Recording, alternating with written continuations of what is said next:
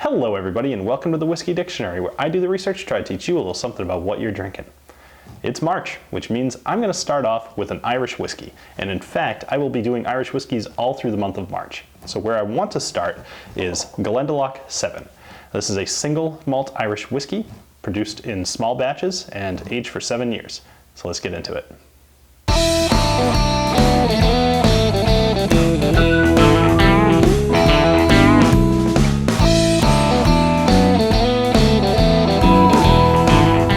First time with the channel and you like whiskey reviews, informational videos, or just general whiskey knowledge, make sure to click subscribe so you don't miss anything. So, the way that I got to learn about the Glendalough Distillery was pretty simple, honestly. I was down the street at my local liquor store, Julio's, and I met this guy who was giving out samples. Now, a lot of times when this happens, it's usually a brand ambassador, somebody from the distillery maybe, or somebody from their marketing team. But in this case, it was one of the co-owners of Glendalough, who happens to be one of 5 people who co-own this distillery. So I got to talking to the guy, and his name is Donald. He was a really nice guy, actually.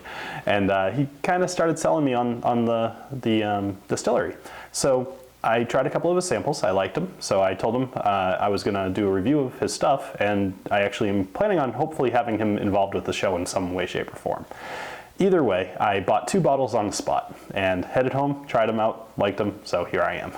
But let me tell you a little bit more about the distillery rather than myself. First off, let's address the logo, this right here. So that is not some sort of whiskey Jesus. It's more like a Bear Grylls, honestly. That is Saint Kevin, and Saint Kevin was born of noble birth, presumably. Something to do based on his name. They don't know for sure, but it was like around 600 AD. Obviously the records were not quite perfect. So this guy, he got ordained, and then he went and moved out to the wilderness to live as a hermit for about 7 years, during which time he founded Glendalough, which was, that actually means glen between 2 lakes.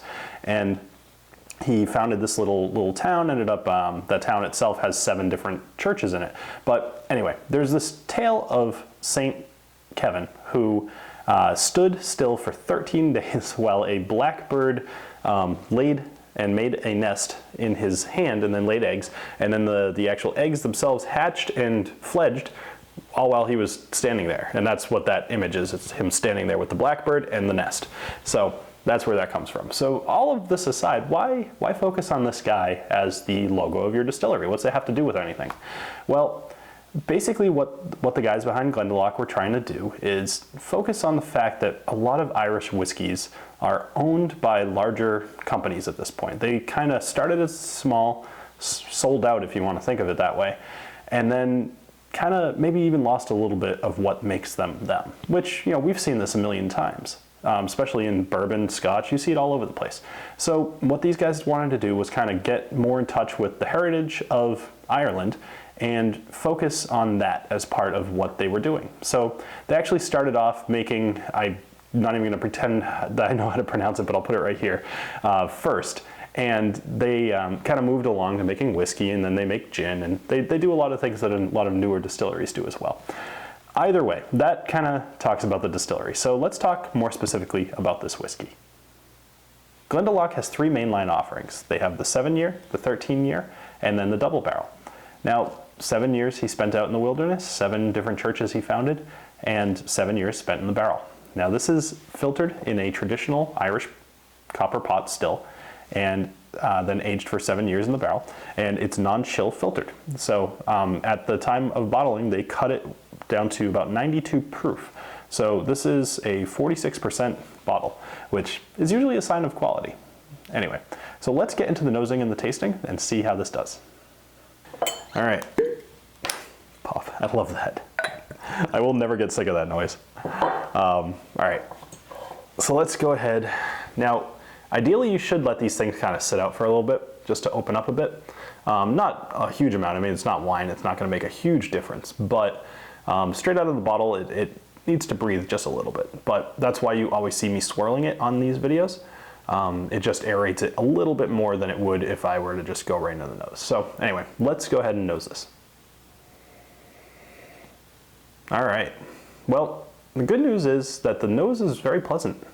Starts off citrusy, and finishes with a little bit of cinnamon in there.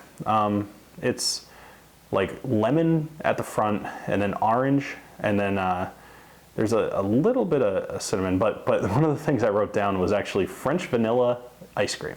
And I am still getting that, so I'm going to stand by that. Although good luck to future me finding an icon for that. Either way, I'm probably just going to put some sort of ice cream, or I guess it's over here. Whatever. So, all right, let's go into the tasting. Cheers.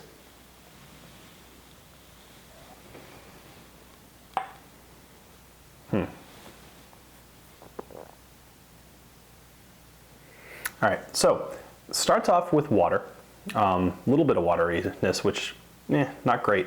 There's a little bit of salt in there, but it finishes with kind of a bold, chocolatey cinnamon taste, followed by, I want to say like pepper, and then you've got some oak kind of following it up at the end. So I'd say this is more complex than it is balanced. The difference in my mind being that balanced would be a combination of flavors that work well together. Think like a chord on a piano. Versus complex would be an individual amount of different flavors that you can individually pick out, almost like doing a scale. So that's how I like to think about it anyway. So what does this get as far as my rating? This is a $45 bottle. I like this as an Irish whiskey for sure, and that does have a different connotation. A lot of people like to, for whatever reason, think of Irish and Scotch whiskeys as being at all similar. They're not. They're even made completely different. So it's important to keep them separate. As an Irish whiskey, I like this whiskey.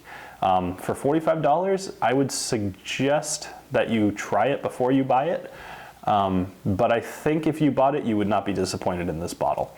I'm going to wait till I get to the very bottom of this before I would really want to give it an official either buy it or try it, because I'm very much on the fence. But being as how I'm doing the review, I'm going to stick right in the middle and be indecisive.